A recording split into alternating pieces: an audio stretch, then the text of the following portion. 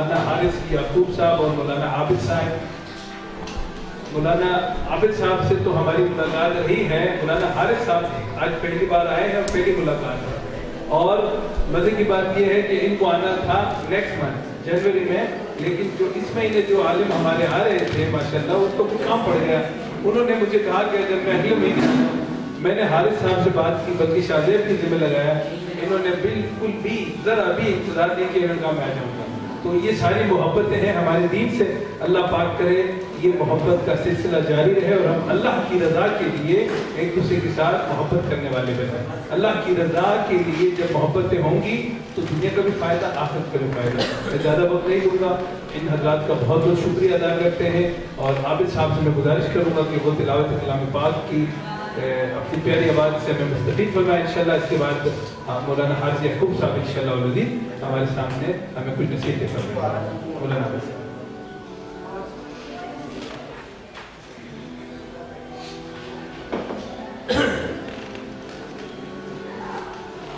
اعوذ باللہ من الشیطان الرجیم. بسم اللہ الرحمن الرحیم.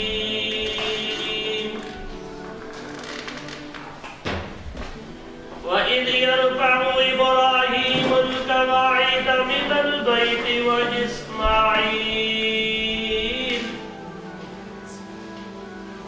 رَبَّنَا تقبل منا إنك أنت السميع العليم.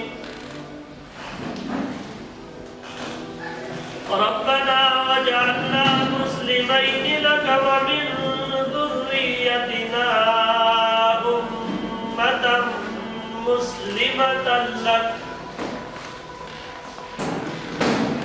وأرنا مناسكنا وتب علينا إنك أنت التواب الرحيم.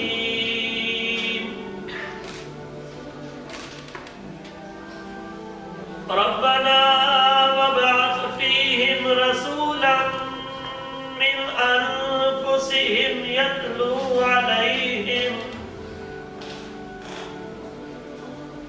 ربنا وابعث فيهم رسولا منهم يتلو عليهم آياتك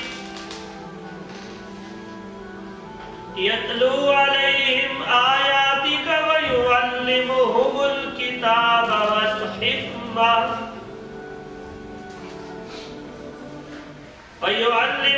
الكتاب والحكمة ويزكيهم إنك أنت العزيز الحكيم. صدق الله العظيم. جزاک اللہ مولانا عابد صاحب. تو مزید وقت ضائع کیے مولانا حارث یعقوب صاحب. الحمد لله نحمده ونستعينه ونستغفره ونؤمن به ونتوكل عليه ونعوذ بالله من شرور انفسنا ومن سيئات اعمالنا. من يهد الله فلا مضل له ومن يضلل فلا هادي له. ونشهد ان لا اله الا الله وحده لا شريك له ونشهد ان سيدنا ومولانا محمدا عبده ورسوله ارسله بالحق بشيرا ونذيرا وداعيا إلى الله بإذنه وسراجا منيرا. أما بعد فأعوذ بالله من الشيطان الرجيم. بسم الله الرحمن الرحيم. وقولوا للناس حسنا.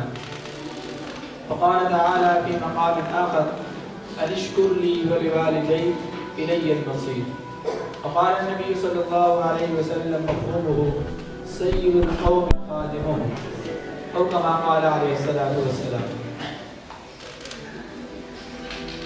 میرے عزیز ساتھیوں، دوستوں اور انتہائی واجب الاحترام میرے بزرگوار،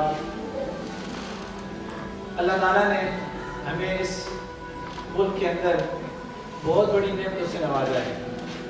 جیسے ایک آدمی کسی جگہ ہو اور وہاں پر دوسرے آدمیوں کو پینے کے لیے پانی نہیں مل رہا، پیاس لگی ہے، اور اس آدمی کے ہاتھ میں گلاس ہے، اس کے اندر پانی ہے، تو یہ اس کو بہت بڑی نعمت حاصل ہے۔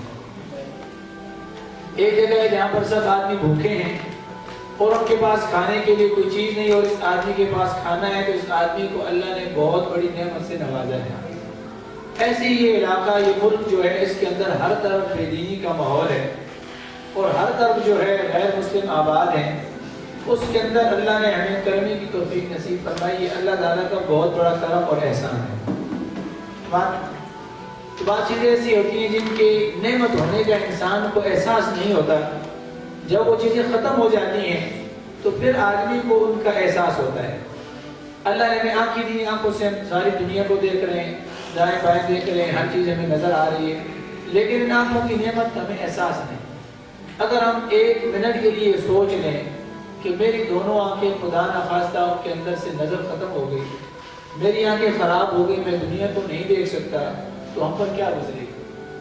اس ایک منٹ کے اندر سوچنے کے بعد ہمیں احساس ہوگا کہ یہ آنکھیں کتنی بڑی نعمت ہے، کان اللہ کی کتنی بڑی نعمت ہے، ہمارا پورا جسم اللہ کی کتنی بڑی نعمت ہے۔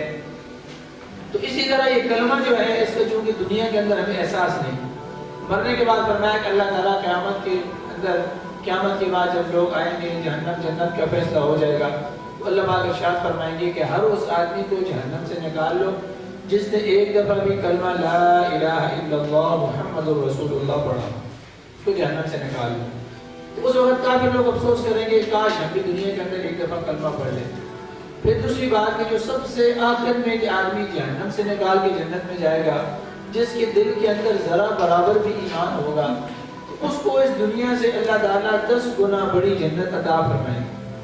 تو میرے بھائی دوستو بزرگوں، اللہ تعالیٰ نے ہمیں کلمہ نصیب فرمایا، ہمیں دین نصیب فرمایا، تو اس کے اندر دین ہمارا اسلام جو صرف عبادات کا نام نہیں، نماز، روزہ، حج، زکوٰۃ، ان کا نام صرف دین نہیں، بلکہ ہم نے کیسے لوگوں کے ساتھ زندگی گزارنی ہے، بڑوں کے ساتھ کیسے رہنا ہے، چھوٹوں کے ساتھ کیسے رہنا ہے، استادوں کے ساتھ کیسے رہنا ہے، حتیٰ کہ غیر مسلم ہیں ان کے ساتھ ہم نے کیسے زندگی گزارنی ہے، یہ سب کے سب طریقے اور آداب اسلام نے ہمیں بتائے۔ ان الدین عند اللہ الاسلام، صرف اور صرف اللہ تعالیٰ کے نزدیک دین وہ اسلام ہی ہے۔ باقی دنیا کے اندر بہت سے مذاہب، بہت سارے دین ہیں، لیکن فرمایا کہ اللہ کے نزدیک پسندیدہ دین وہ دین اسلام ہے۔ کیوں؟ اس لیے کہ اس کے اندر آدمی کو بتایا گیا ہے کہ اس کے اپنے حقوق کیا ہیں اور دوسروں کے حقوق کیا ہیں۔ حتیٰ کہ قرآن کے اندر ایک آیت ہے وَالصَّاحِبِ بِالْجَنبِ، یہ کیا، اس کا ترجمہ کیا ہے کہ اپنا جو تمہارا ساتھی ہے، رفیق ہے، علماء نے تفسیر میں لکھا ہے اس سے وہ آدمی مراد ہے جو تمہارے ساتھ تھوڑی دیر کے لیے سفر کرے، ٹرین میں کرے، بس میں کرے، تو وہ کتنی دیر سفر کرتا ہے، اس کا بھی تمہارے اوپر حق ہے۔ وہ کیا حق ہے؟ اس کو آسانی پہنچانا اور اس کو سکون پہنچانا، آرام پہنچانا، یہ بھی ہماری ذمہ داری ہے۔ تو آج کا جو موضوع تھا وہ خدمت کے بارے میں موضوع تھا کہ خدمت جو ہے وہ کتنا بڑا عمل ہے اور خدمت پر اللہ پاک کیا نصیب فرماتا ہے۔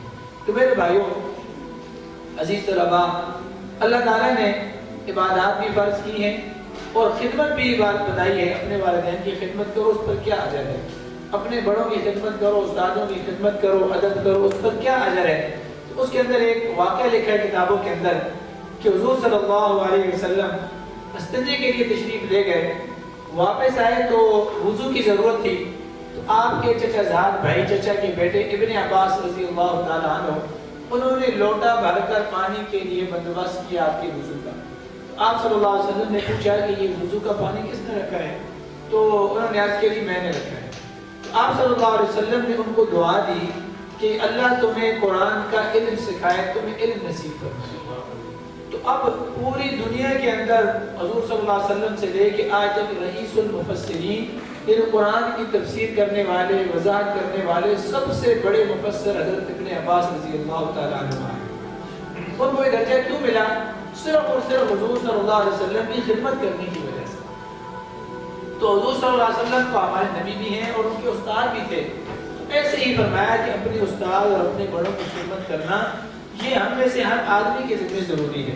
اپنے والدین کی خدمت کرنا، اس پر اللہ پاک کیا اجر عطا فرمائیں گے؟ جو آیت میں نے آپ کے سامنے پڑھی، انشکر لی ولوالدیک، اللہ تعالیٰ نے اپنے شکر کو کہ تم میرا شکر ادا کرو اور اپنے والدین کا شکر ادا کرو، دونوں کو ایک جگہ جمع کیا ہے۔ अनिश्कुर ली व लिवालिदैक, कि तुम मेरा शुक्र अदा करो और अपने वालिदैन का शुक्र अदा करो। तो वालिदैन का हक हम पर कितना है कि अल्लाह ने अपने हक के साथ वालिदैन के हक को बयान किया। फिर इस्लाम के अंदर सबसे बड़ी चीज जिस पर इस्लाम की बुनियाद है वो है तौहीद, कि शिर्क ना करो, तौहीद को करो, शिर्क ना करो। तो जहाँ पर अल्लाह पाक तौहीद का जिक्र फरमा रहे हैं, वक़ज़ा रब्बुका अल्ला ताबुदू इल्ला इय्याहु व बिल वालिदैनि इहसाना, यहाँ भी अल्लाह पाक अपने इबादत का हुक्म दे रहे हैं कि मेरी इबादत करो, किसी और की इबादत ना करो। और साथ ही अल्लाह पाक फरमा रहे हैं कि वालिदैन के साथ तुम क्या करो, एहसान करो। मेरे भाई, आज यहाँ पर जितने भी हालात हैं, मुसलमान कमजोर हैं। अपने आंखों के अंदर हम देखते हैं यहाँ तो मुसलमानों पर हालात नहीं है अल्हम्दुलिल्लाह। बाकी पूरी दुनिया के अंदर हम अखबारात पढ़ें, टीवी देखें और खबरें सुने, न्यूज़ सुने, तो सब पर है मुसलमानों पर हालात हैं। फलस्तीन के अंदर है और सोमालिया के अंदर है, अफगानिस्तान के अंदर है, मुसलमान पिस रहे हैं। तो ये क्या वजह है? उसकी सबसे बड़ी वजह यह है कि मुसलमानों ने अपने अल्लाह और उसके रसूल सल्लल्लाहु अलैहि वसल्लम की तालीमात को छोड़ दिया। अल्लाह ने जो हुक्म दिया उनको छोड़ दिया, जो हुजूर सल्लल्लाहु अलैहि वसल्लम हमें अमल दे कर गए, तरीका दे कर गए, उसको छोड़ने की वजह से क्या हुआ कि सारा का सारा अल्लाह की तरफ से नाराजगी और गुस्सा पर नाज़िल है। हुजूर सल्लल्लाहु अलैहि वसल्लम से पूछा किसी ने कि क़यामत कब आएगी? तो आप सल्लल्लाहु अलैहि वसल्लम ने फरमाया जब माओ को नाराज किया जाएगा, जब माओ को नाराज किया जाएगा, वालिदैन की नाफरमानी की जाएगी, तो हम अपने वालिदैन को खुश करने की कोशिश करें।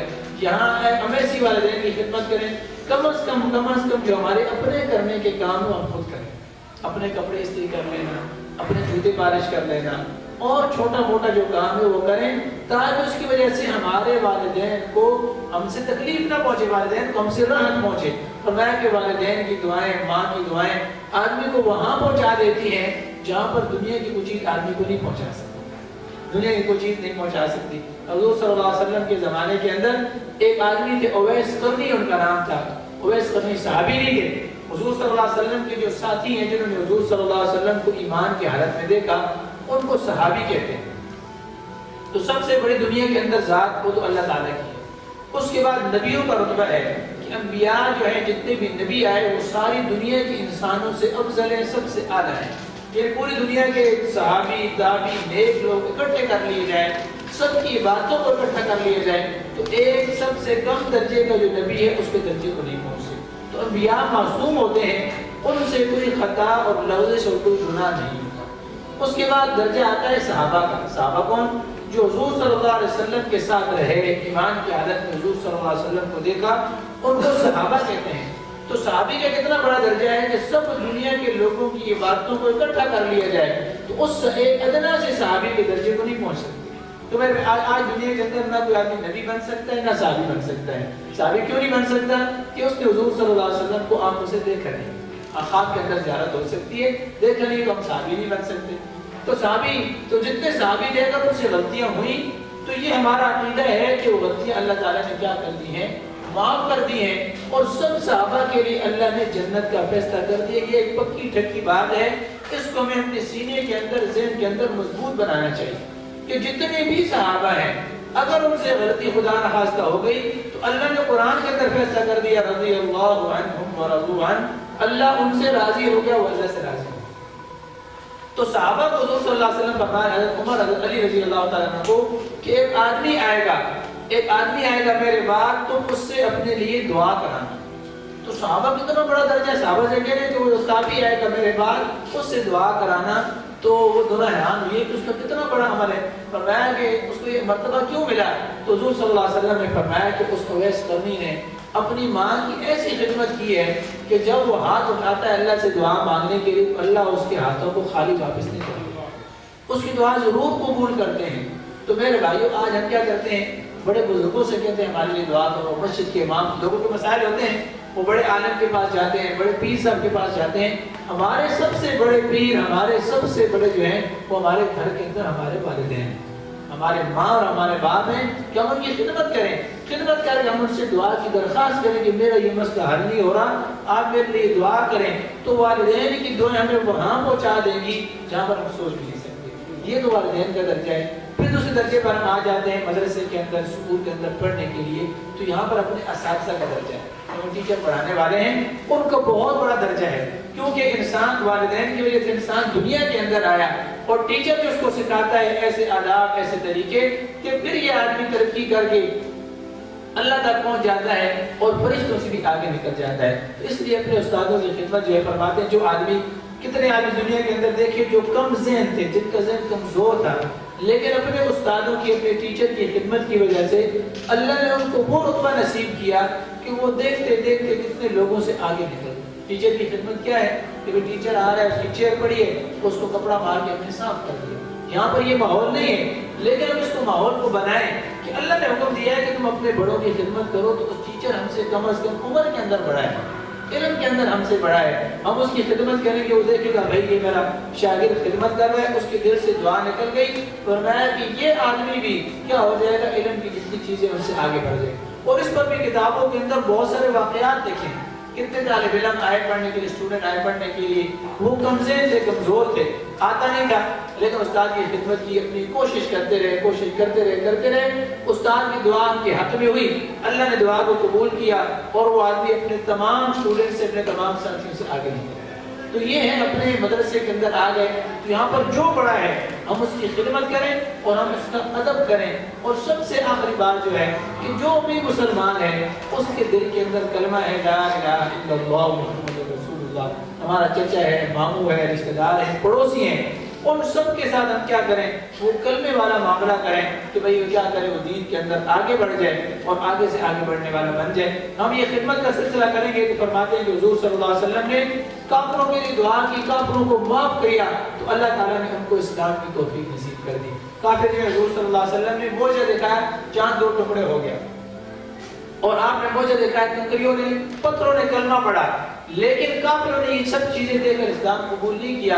حضور صلی اللہ علیہ وسلم نے احسان کا معاملہ ان کے ساتھ کیا کہ ان کو معاف کر دیا ظلموں کے باوجود. یہ دیکھ کر اللہ نے کافروں کے دل کے اندر اسلام ڈالا اور وہ کافر مسلمان ہو گئے. اس لیے ایک تو ہماری ذمہ داری اپنے اوپر یہ ہے, اور دوسری ہمارے اوپر ذمہ داری یہ ہے کہ ہم ایسے معاشرے کے اندر رہ رہے ہیں جہاں پر ہر طرف بے دینی کا ماحول ہے, تو ہم ایسا اسلام کا نقشہ پیش کریں, ایسا اسلام کا نقشہ پیش کریں کہ کافر دیکھ کر, غیر مسلم دیکھ کر کہیں کہ مسلمان یہ ہوتا ہے.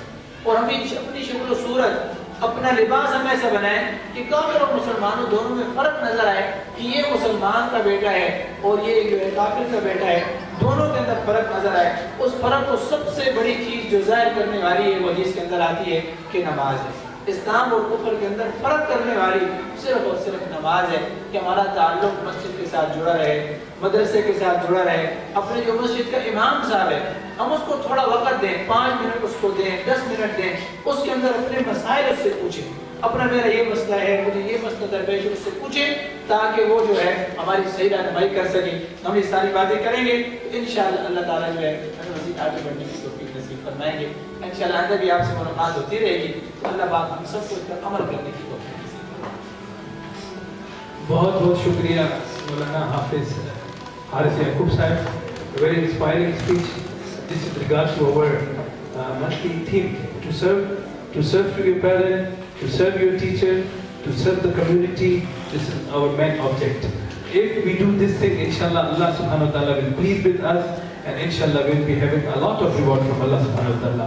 When you come to school, serve your teacher, all your elders, you have to serve them. Serve your community, and especially the first thing, your parents.